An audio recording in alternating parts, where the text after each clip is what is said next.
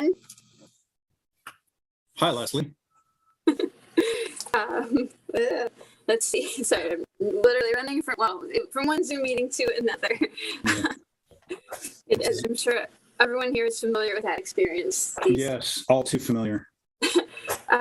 So let's go ahead and call the meeting to order.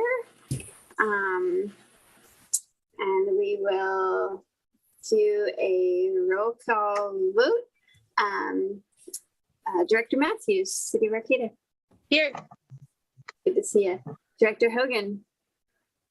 Here. Director Smith. Present. Director Madrone. Is Director Madrone here yet? Present. Yep, present. Oh, hello there. And Director Wilson. Here. Wonderful. Okay, we will just keep moving and go ahead to the consent calendar. All matters listed under the consent calendar considered to be routine by the HWMA board and will be enacted upon by one motion unless a specific request for review is made by a board member or member of the public. The consent calendar will not be read. I really need to move that period there. There will be no separate discussion of these items unless pulled for discussion. Would anyone like to pull any item from the consent calendar? Okay. Would anyone like to make a motion? I'll make a motion to accept the consent calendar. And I can second that motion. Okay, That was a motion made by Matthews and seconded by Hogan? Correct. yes. Thank you. Okay, all in favor? Aye. Aye. Aye. Anyone opposed? Anyone abstaining? Okay, motion passes unanimously. And we will move on to oral and written communications. This time is provided for people to address the board or to submit written communications concerning matters not on this agenda. Board members may respond to statements, but any request that requires board action will be referred to staff for review. Reasonable time limits may be imposed on both the total amount of time allocated for this item and on the time permitted to each individual speaker. Such time allotment or portion thereof shall not be transferred to other speakers. Are there any members of the public who wish to make comment at this time? Looking for hands. No one has their hand raised. Have we received any written communication, Director Fuller? I have not, no. Okay, then we will go ahead and close the oral and written communications period and move on to item number 4, approve the fiscal year 2022-2023 draft budget and resolution 2023-01. And I will turn the floor over to you, Director Fuller. Okay, as everyone is in, I assume, receipt of my email, the bottom line here is that we vetted these costs. And in order to present a balanced budget, I'm proposing a 5% across the board fee increase for our franchise and self-haul fees in order to balance the budget at 0. If we do not do that, we're looking at dipping into our reserves, and I did not want to do that at this time. My main drive for this is twofold. One, costs have increased significantly in the past 5 years, and HWMA has not raised its fees in that time.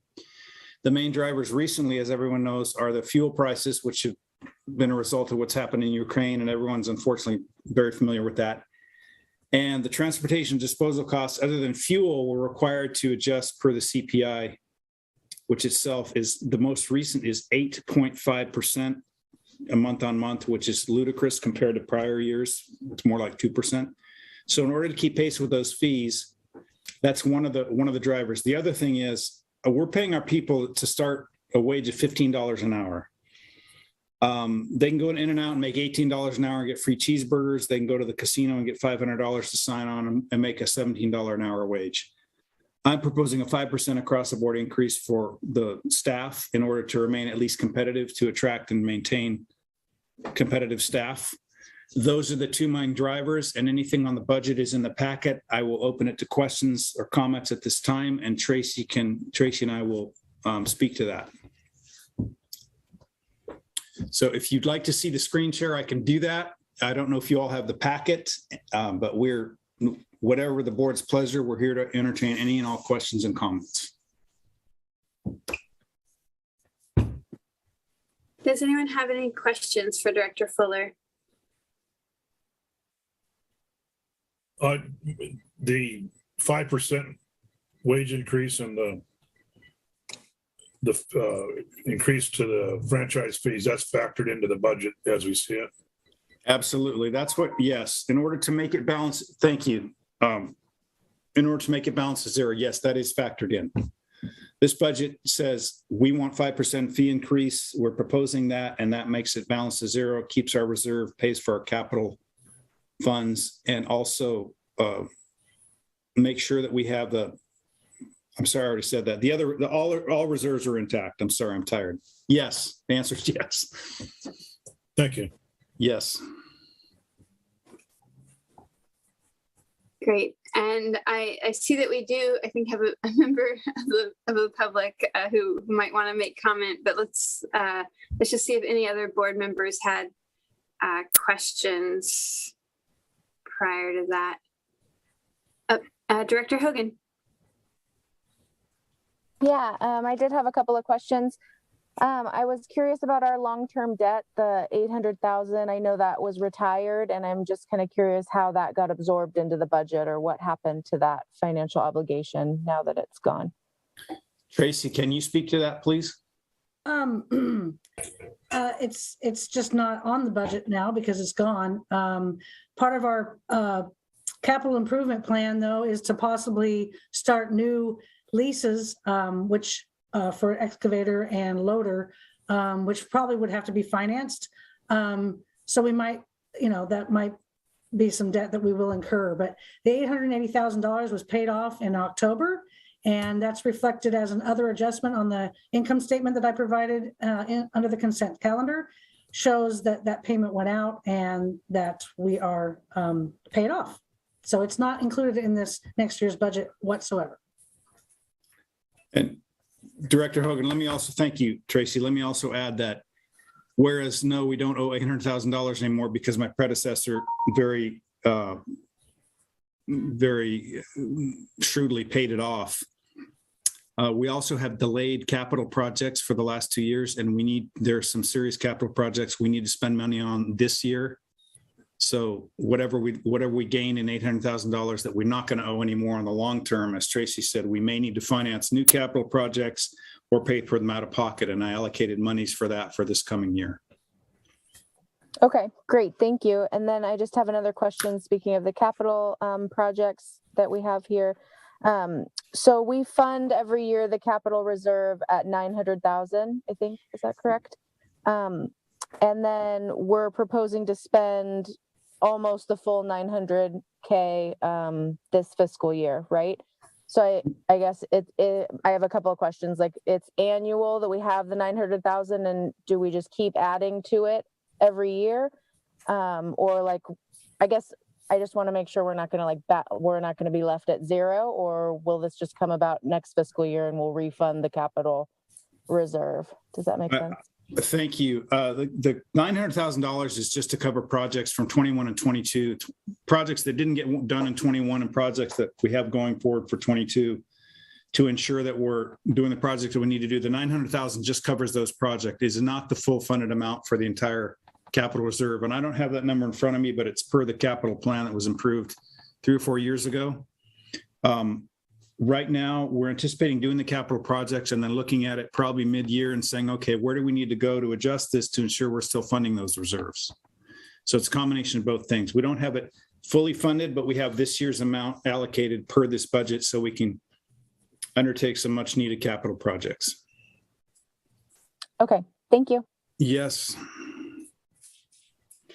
I have a couple of questions. So what wages are your employees making now that we want to raise? We want to raise them to $15 an hour? No, they're making 15. It would be, I think that the raise would be 1601. Tracy, do you have that in front of you? Because I can find it, but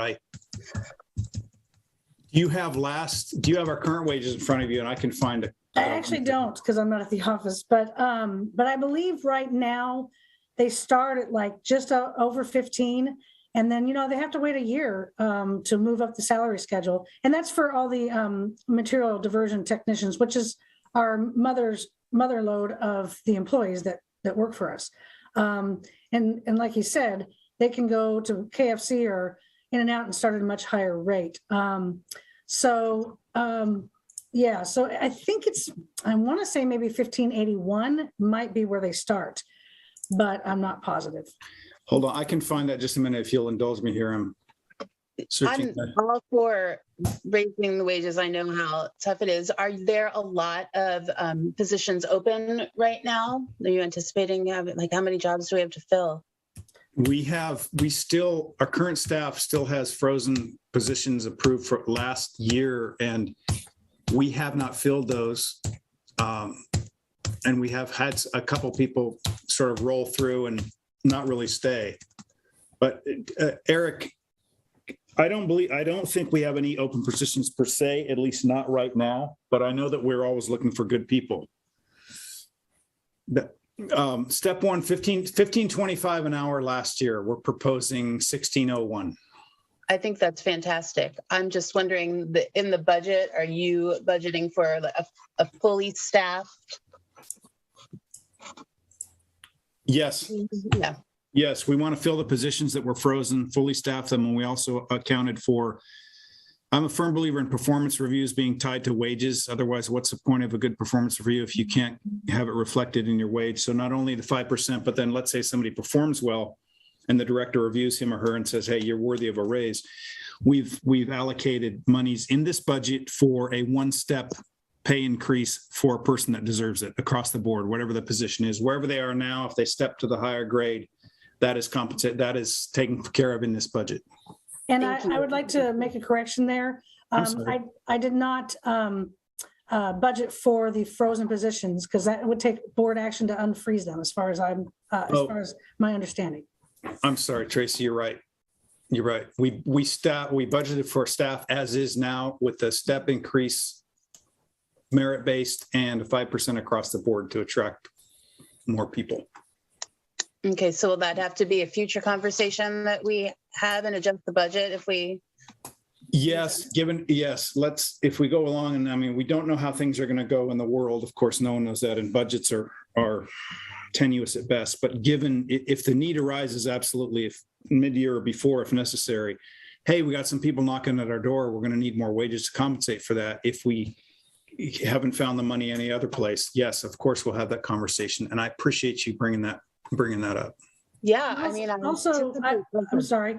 Also, I'd like to point out that that the board has asked for a rate stabilization reserve as well as a payroll stabilization reserve, and those were kind of just floating in our checking account. And this in March, I actually moved money into our savings to represent that $550,000 that is literally set aside. So that's also something that we could use if we had to. Yes. Wonderful. I know that we've got a lot of things coming up that are going to require a lot of labor. So I'll go on record and say this. I'm of the opinion that everyone who comes out of high school, before he or she decides what their career is going to be, needs to spend a day at our transfer station and see what it's all about, getting rid of waste, because we all make it and it doesn't go away for free. And it's challenging work. So there, I've said it. I'm on record now.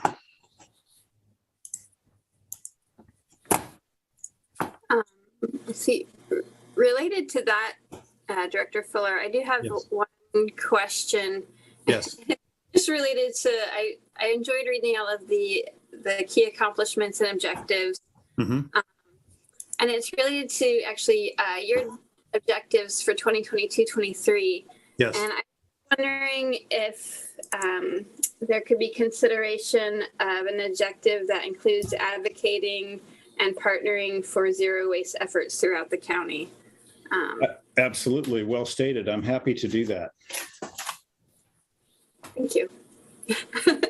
Okay. Any other questions? Okay, I will open the floor to the public. Director Wise, would you like to make a comment? Thank you. Yeah, thank you. Yeah, and that kind of dovetails nicely after what you just said. I think you can see on your budget on line 81 that there is a line item there that talks about recycling residual expense. And you see that's $272,000 that is budgeted to take, and that's only taking care of a portion of what the recycling processing fee charges. That's for the recycling processing. That's what the HWMA is committed to soften the impact of the garbage or the residual that's in the recycling. That's about 2.3% of your entire budget there. So that could be a significant savings.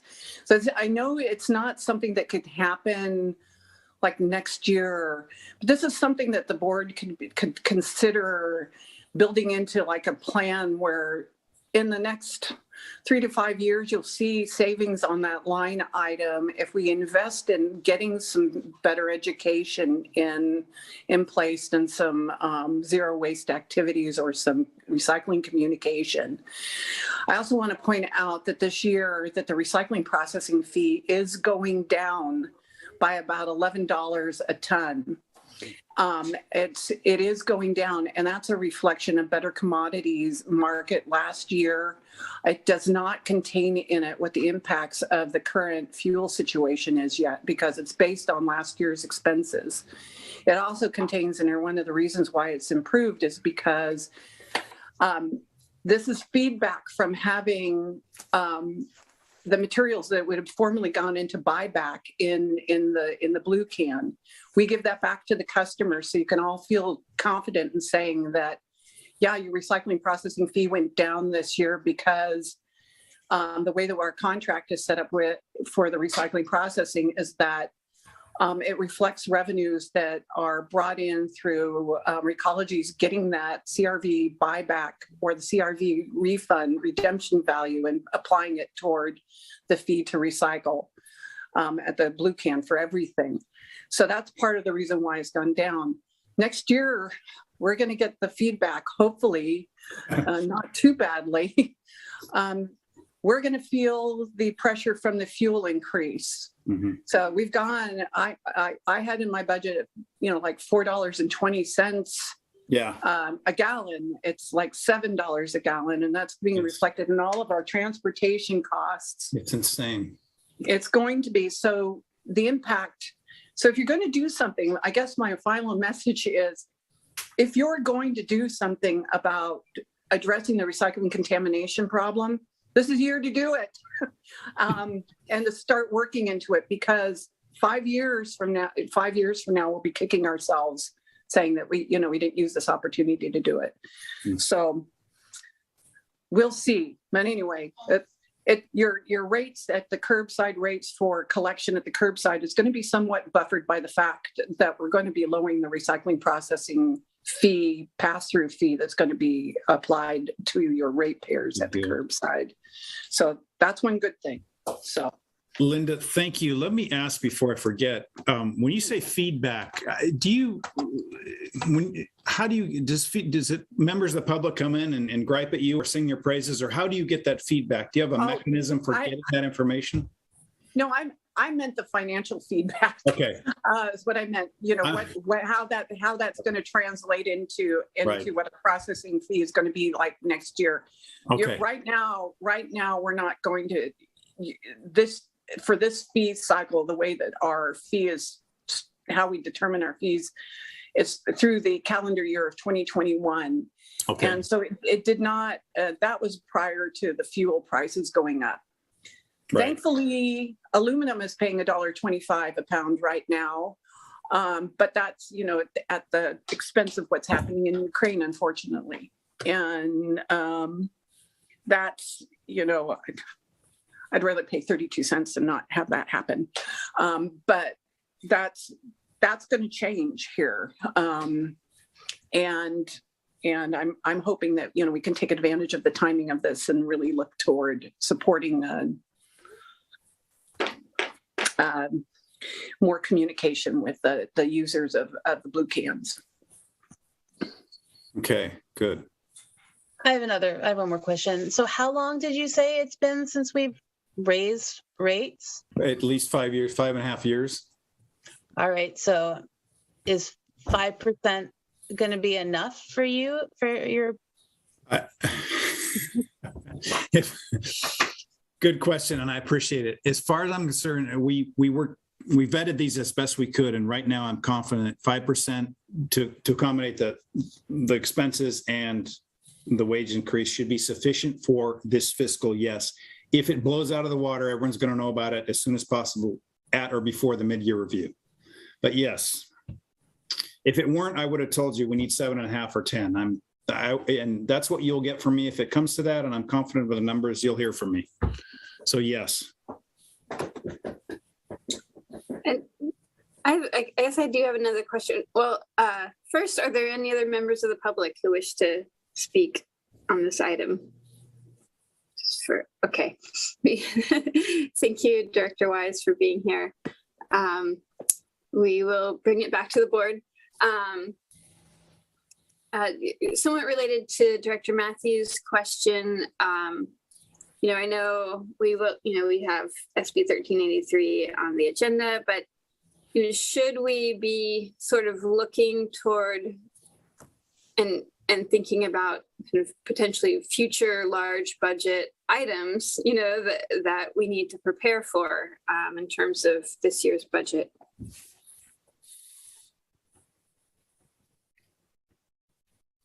You mean as regards Senate Bill 1318 and potential organic food and so forth, for example? To that point, thank you, Madam Chair. To that point, and so that everyone knows now, because of what was going on with the budget and vetting the fees and ensuring we had those correct, and the CRV report, which Director Keller will be giving here in a moment, we do not have the cost numbers for the or what if we do organic food waste yet. We will have those at the May meeting. Evan Edgar is online and he can speak to any general questions regarding Senate Bill 1383. But to answer your question, I don't think we have enough data yet to be able to make that statement. So I don't know. And should that change again, everyone will know. I mean, the world has gone crazy, and you will hear from me and my staff should we feel the need to make changes as soon as we feel that they're necessary. But I don't know. Right now, I don't know. But it's a valid question, and we're certainly thinking about that. For sure. Thank you. Yes. I will say that right now we have contracts that we're working through with Edgar and Associates, and so it's in consulting fees. And I did raise, it's kind of being split right now between the transfer station and admin. And so I did factor in what is known according to his schedule. I did factor in those costs for the budget for next year.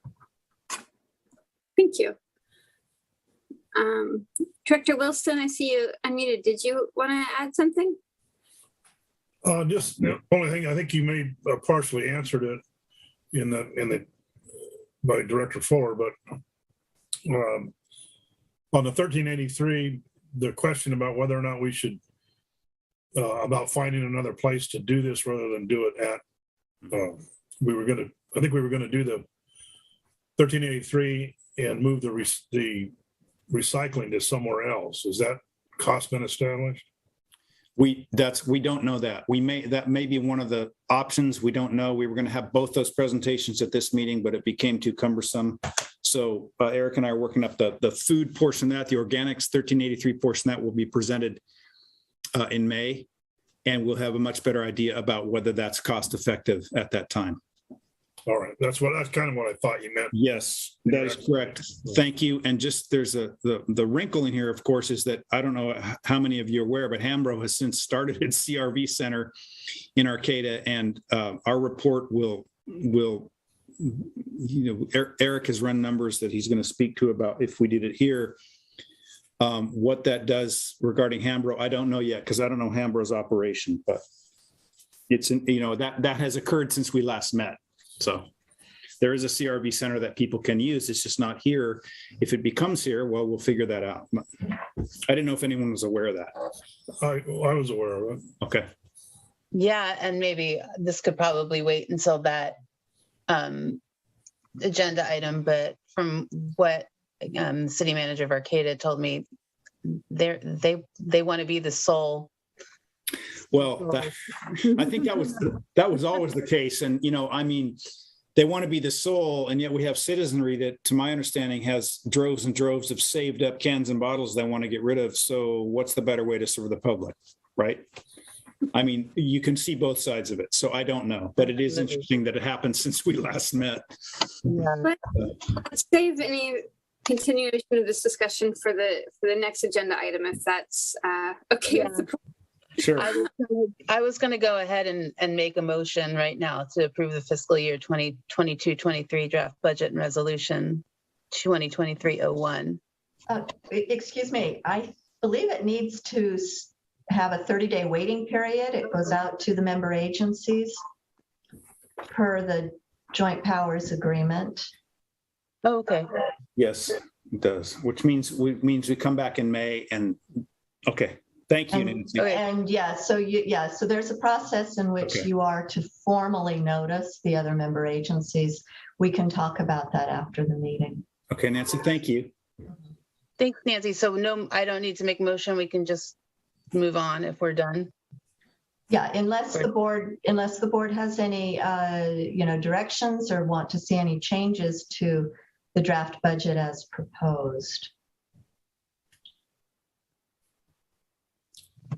There you go. I'm happy with the way it is. So, Attorney Diamond, we don't need to kind of make a recommendation that it moves forward to the member agencies or anything like that. We just sort of hear it, and then since there are no changes, it moves forward, and then we see it again in May.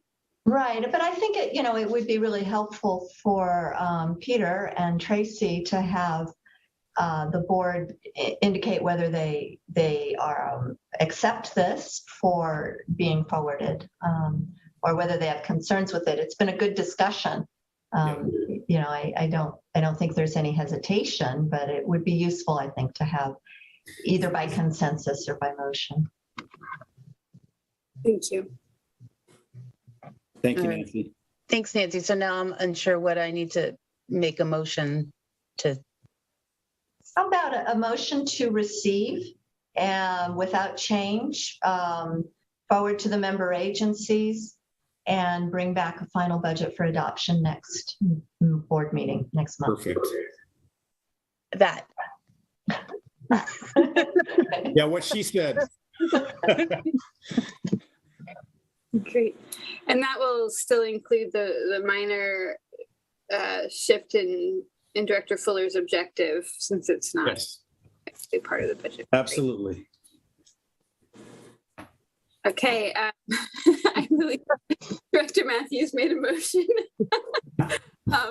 Thank you, Director Matthews, and thank you. Thank you, Ms. Diamond. Is there a second?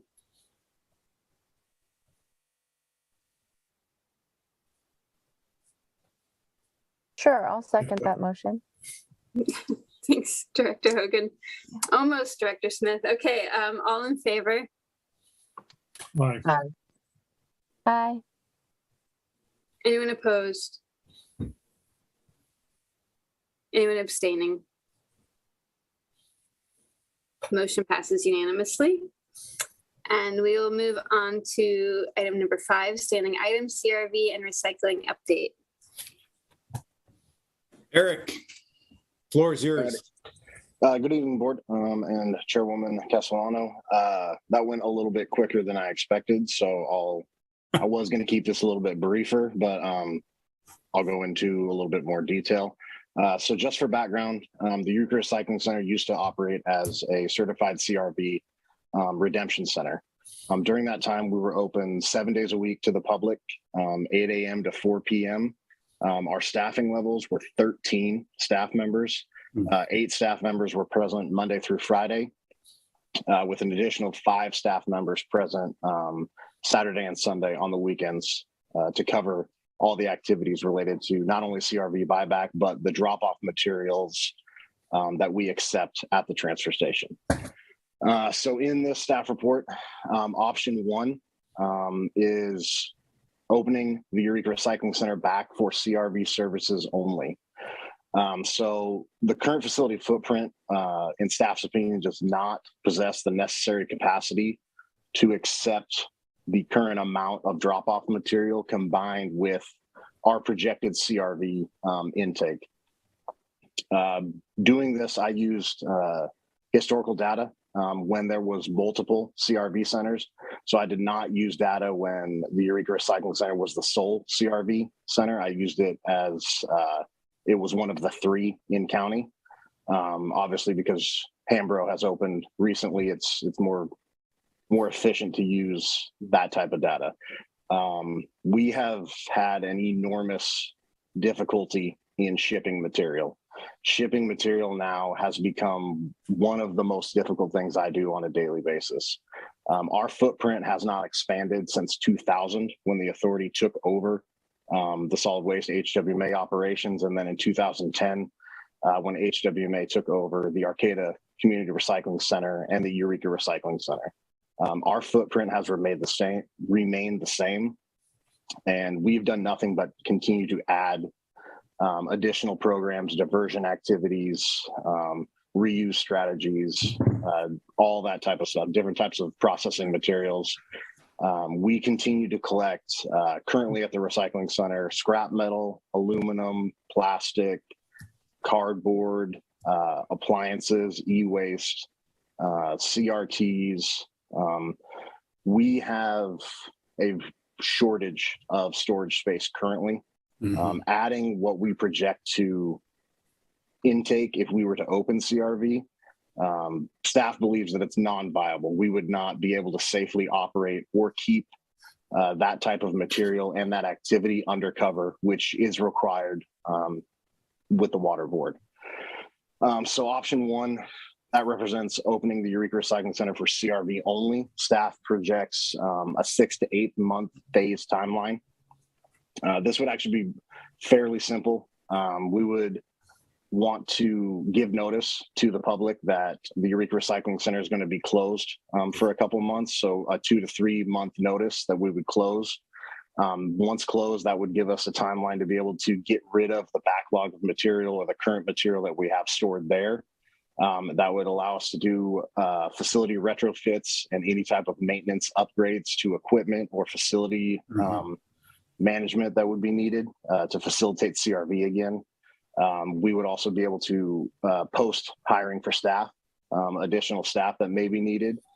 And then our projected timeline is that we could reopen the Eureka Recycling Center for CRV buyback activities in October of 2022.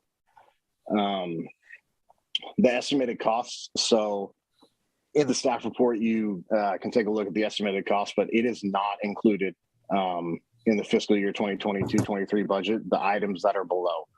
Yeah. So these are additional items to the HWMA recycling program base fee. So you'll see that the total increase to the HWMA base fee would be $6.15, bringing the total recycling program base fee to $15.17. So you'll notice that we will need additional staffing because we plan to roll out CRV as an appointment only. We have, in the past, I'm sure the board knows that we had a considerable issue with wait times and staffing and lines. We want to mitigate that as much as possible. So we would introduce appointment onlys.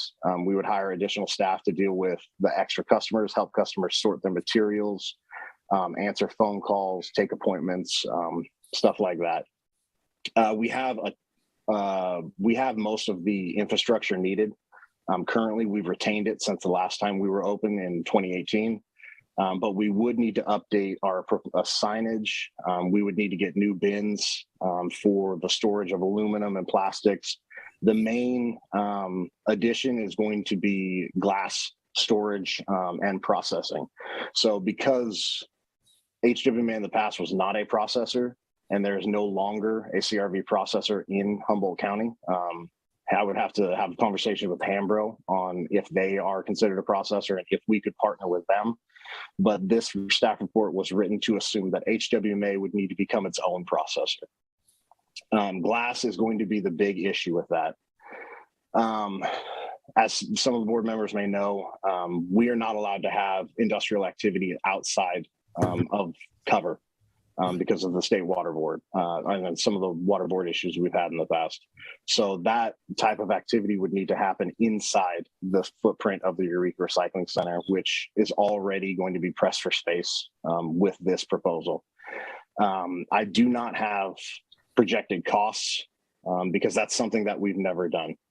We don't know what that would look like, and I would advise staff's recommendation would be to use undesignated reserves to cover those minimal costs. Option two, the timeline on it's a little bit longer, but it's obviously HWMA would develop and operate a CRV buyback facility in a different location, in a designated location, most likely in the greater Humboldt Bay area. Staff's timeline is projected this to be 8 to 12 months, with the biggest barrier to entry would be site location and purchase of a site to put this facility on. We would need additional staffing if we were to maintain the Eureka Recycling Center how it is, as drop-off material only. So we would need to fully staff a new CRV center. The other addition that we would need is we would need a rail truck.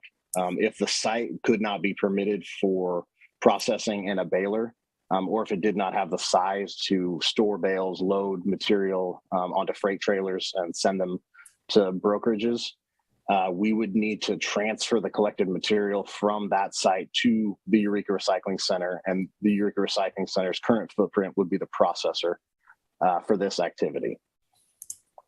Those are the two big barriers to entry. The rail truck, as you'll note, is about a $256,000 cost. The site location, staff has been working to locate several sites that could be plausible. We have located about 3 or 4, 3 of them in the greater Humboldt area and 1 in the McKinleyville area that we feel would be a good fit, as long as we could work with the planning and zoning of whatever jurisdiction it lies within to get the correct zoning needed. The cost is projected to be about $1 million to $2 million per site. So that's the general range that we're looking for a big enough footprint to house a CRV center that would be zoned or have the ability to be zoned appropriately as light industrial. There are not a lot of sites as you would imagine.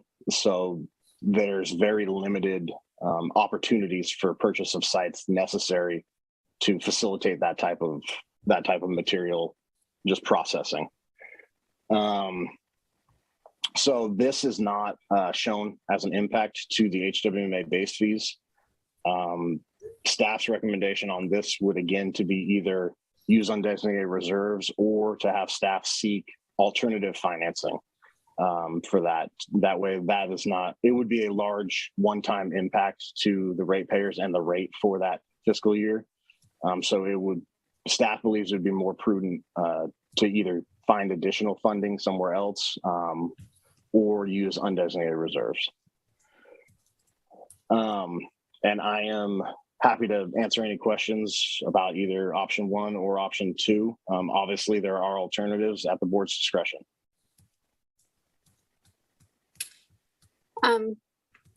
Thanks, Eric. I think my biggest question is in terms of other options, especially with Hambro coming on the scene, would there be sort of a third option of do nothing?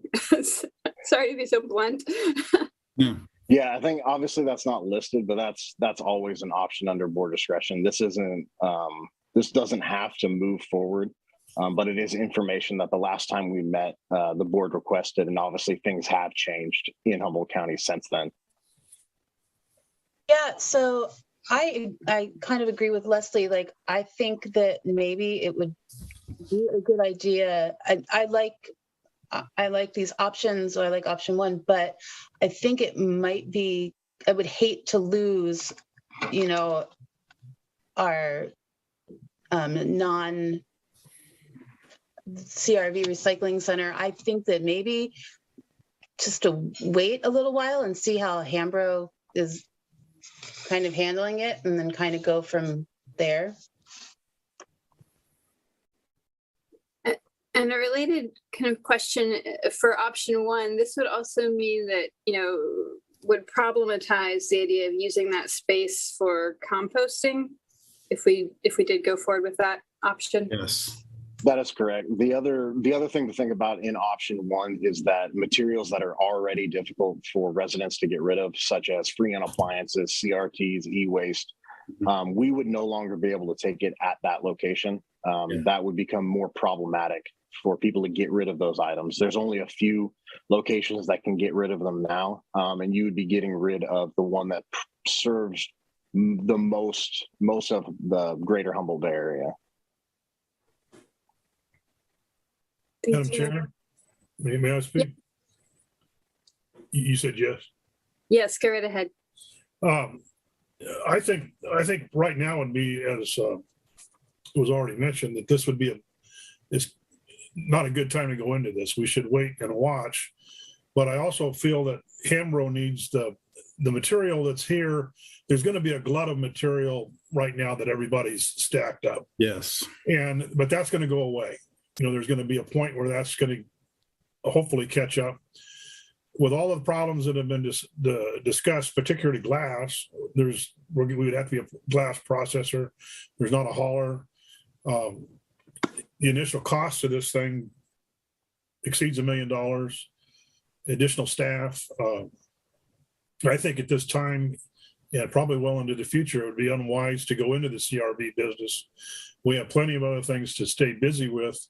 And as mentioned, also to have a place for people to recycle the other stuff that needs to be recycled needs to be here. If it means driving 10 miles to Arcata rather than having one close at hand, that's a lot better than jumping in here and pushing those people out, and then you're turned back going to Crescent City or somewhere else. So that's my 2 cents.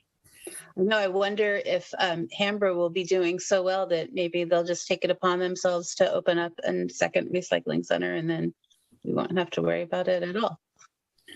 I would like to hear from Hambro. I think that's already been said. So I think maybe that's a good idea. Yeah, I would like to request that, Hambro came before the board when they were considering this. Yes. And I to request that they come back before the board next month even to give us an update, especially now that they're open. I think, since we did enter into this arrangement, in some ways with them in mind, it would be proper for them to come back and inform us of where things are at. Okay. Well, let's invite them to next month then. Let's do it. Yeah, I mean, it would also be interesting to hear.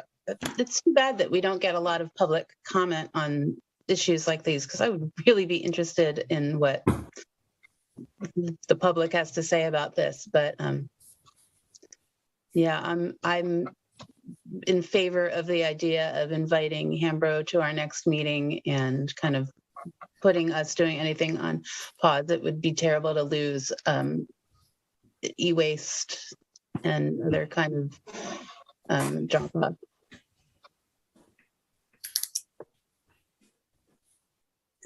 And to Director Matthews' point, are there any members, though this is a more of a standing item and an update, are there any members of the public who would like to make comment on this item?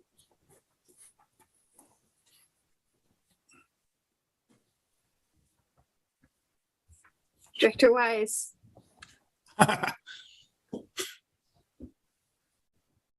You're muted, Linda. Linda, you're muted. You're muted. Okay, I'll make a comment. This is Linda Wise, a member of the public talking. And somebody that's got some, that's dangerous, because I know a little bit more than the average person about this. I have to say that, that what the HWMA has been doing to try to figure out an issue, the issues around CRV buyback has been stellar. And it's been wonderful that Hambro's has gotten the chance to do what they need to do. And I think I just want to say that it's one of the things, because of what I encounter in the waste streams, losing the ability to get rid of white goods and some of the electronics would be devastating to this community, and it would cause, environmental damage, in my opinion, to not have that the ability to do it at the Waste Authority. And the other thing to think about in the future is with 1383 passage, there's going to be a lot of mandates about people going, where people are going to have curbside recycling. So in the next 3 to 5 years, there may not be enough money to support that, that many facilities. So I just want to say that I'm glad that you're looking at this in that way, and maybe the timing of it coming in with 1383 considerations is good, considering what the limited space that HWMA has. So I'm glad that all of that's being thought about. Yeah, that was exactly the kind of public comment I was looking for. Thank you so much. Yes, Linda's our public. Linda is the public tonight. So thank you, Linda. Thank you. So this is just an update, right? There's no motion that needs to come out of this, or? I do think it'd be nice to have board consensus, since staff did provide us with 2 really detailed options, whether we want to choose one of those or not, or choose to wait at this time. I don't think it has to be a formal motion, but is there board consensus to not choose option 1 or 2 and to continue to wait and assess the CRV environment? Yeah, I think it's a good idea to maybe make it a standing item on the agenda, just, so we're still talking about it. But as of now, I don't think that I want to move forward. I think it's a wait and see situation for me. Is everyone else on the board in agreement with that in terms of consensus? I'm in agreement. Thank you, Director Wilson. Okay, I see nods. Okay, does anyone wish to state a different opinion or perspective? Okay, thank you, everyone. Really great discussion and insight, and thank you, Eric and Peter, for your thorough report on that. It is really helpful, even though we didn't choose your options, to see kind of what the options would look like. It definitely helps with the decision making. We will move on to standing item number 6, the SB 1383 update. And with that, I see we have Evan Edgars here. Thank you, Madam Chair, Directors. I'm Evan Edgar from Edgar Associates. We had a good meeting back on March 3rd. We submitted the draft compliance roadmap as a working document to all the staff members of all the different cities that work with SB 1383. We had a 6-week period of comment period, which that Eric's compiling, and then on the noticed local task force meeting on April 25th, I'm going to finalize, take the comments in and then discuss it further with the local task force on April 25th. There's been some comments back already that it's 71 pages full of good information and options with regards to backyard composting and community composting, and a lot of options and ideas. So it is a roadmap, and to take care of 1383. And it did cover the administrative functions of all the grants, SB 619, whereby we have until January 1st, 2023, when CowerCycle will allow, at that point, waive any fines or penalties up until that date. But after January 1st, 2023, there's some expectations that some programs should be beginning.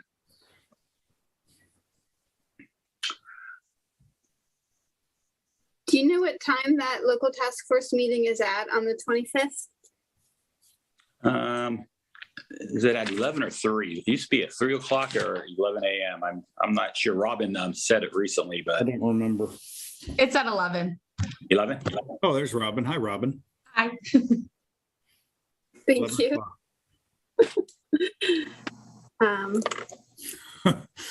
Does the board have any questions or comments on this item? Director Hogan. So once the roadmap's finalized, can we expect then at the next meeting to review more of the final version or review a final version? Or what are the next steps that we can expect? I'll take it, Evan. That is correct. So we'll go to the LTF. The LTF will review and finalize that. And then at the next HWMA scheduled board meeting after that LTF meeting, we'd be more than happy to present that item to our board and get your feedback for any additional edits, changes, direction, or just informational.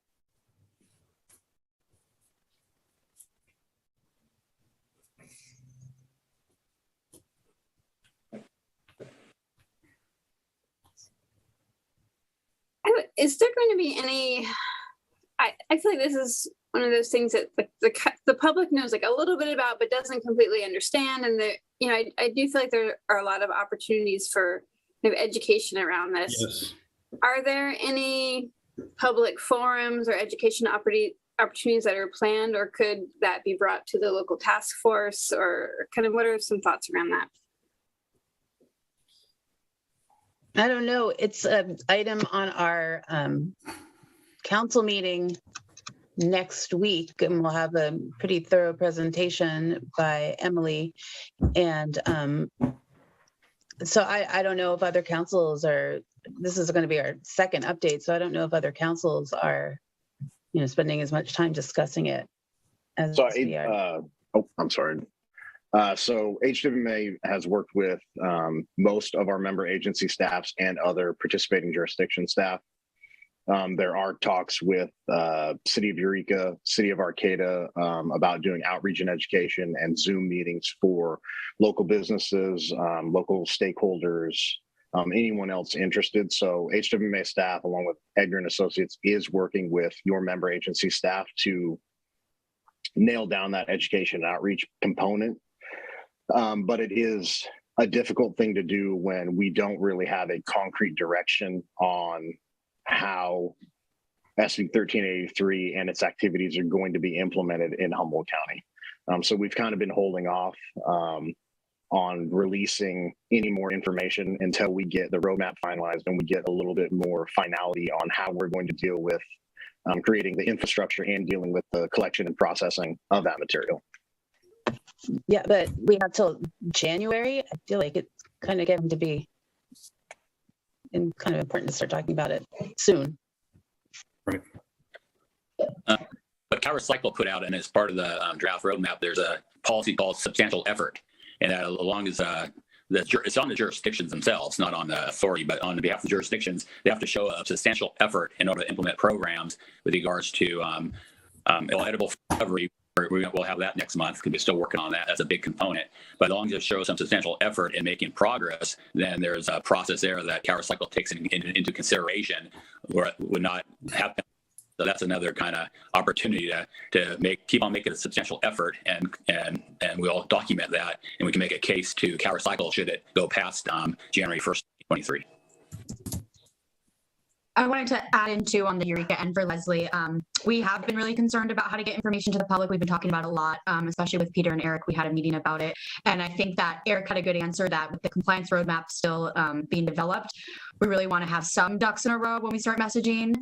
So that's a big one over this next month. But we have spoken with the Eureka Chamber of Commerce, and we are scheduled for a presentation to businesses in May, though that date is a little bit in flux due to the very unfortunate passing of Donna.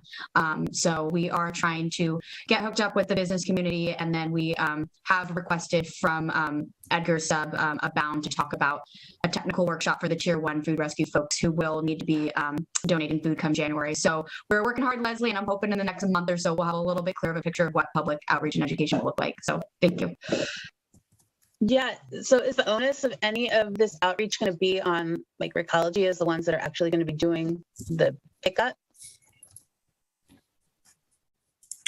On behalf of 1383, the onus is on the jurisdictions, and the jurisdictions are ultimately responsible for collection. It would coordinate with Recology and Humboldt Sanitation to have a common message throughout the community, to have a common program under the guidance of the authority here. So ultimately, it is on the jurisdictions, and typically the hauler does the messaging on what you can put in as organic, what is acceptable, and a lot has to do on what location is will be taking the organics to do the composting, and most likely be more of a narrow list of goods versus a wide list. We learned a lot from recycling on wishful recycling, when everybody put whatever they wanted in a blue cart, and we got 40% contamination.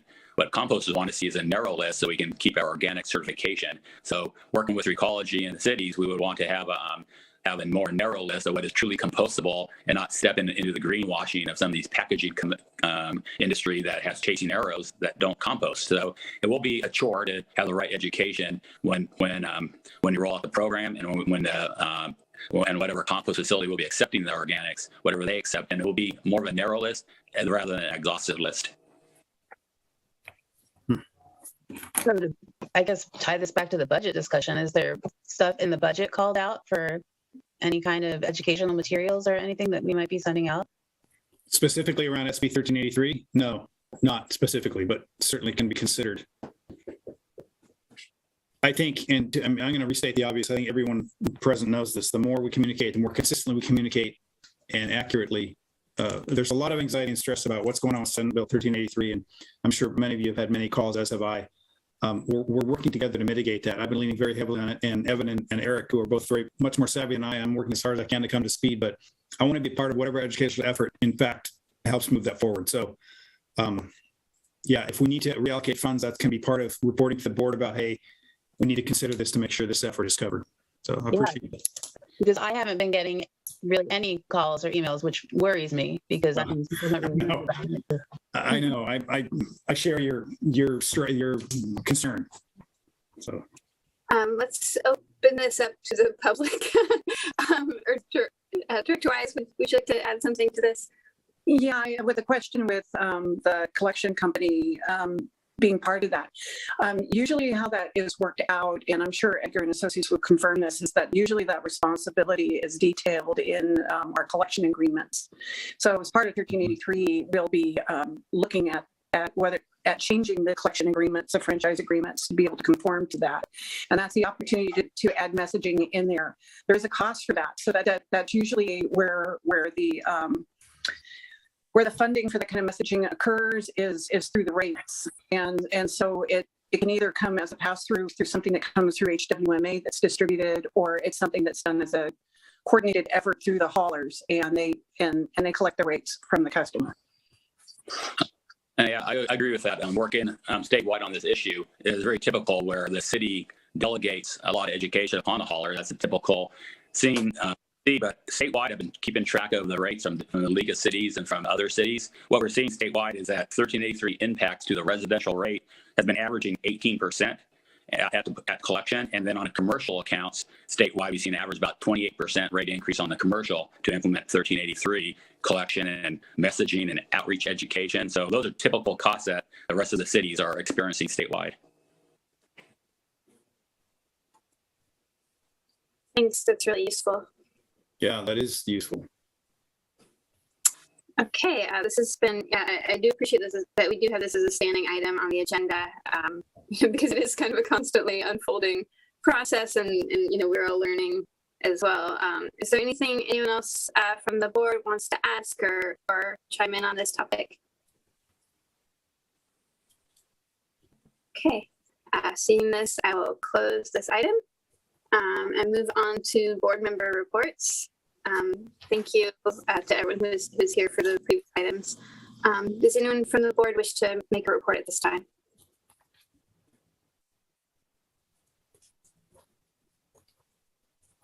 Okay, I guess I just want to report that, especially since Ms. Donna Wright was brought up earlier, that we lost someone really who made a huge impact on our communities, and just acknowledge that, the appreciation of the impact that one person can make, and that, we're all just kind of feeling that in different ways, And yeah, just a moment to acknowledge that.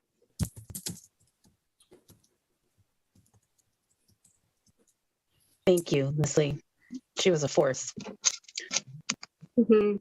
Remarkable human. And with that, I will move on to the executive director's report. I have nothing to say except sincerest thanks for all the support in my first 4 months here, not only of my staff, but of the board. I don't have anything other than what's been discussed. And again, my three priorities are all safety, operational integrity, and transparency. And to that end, I invite anyone present on this call, if you see me fluttering in any of those areas, please call me out on it because that's very important to me. Other than that, I don't have anything. Thanks, Director Fuller. And with that, we have completed all of the tasks set before us on our agenda, and we will adjourn this meeting at 6:32 p.m. Thanks, everyone. Thank you, everyone. Good night.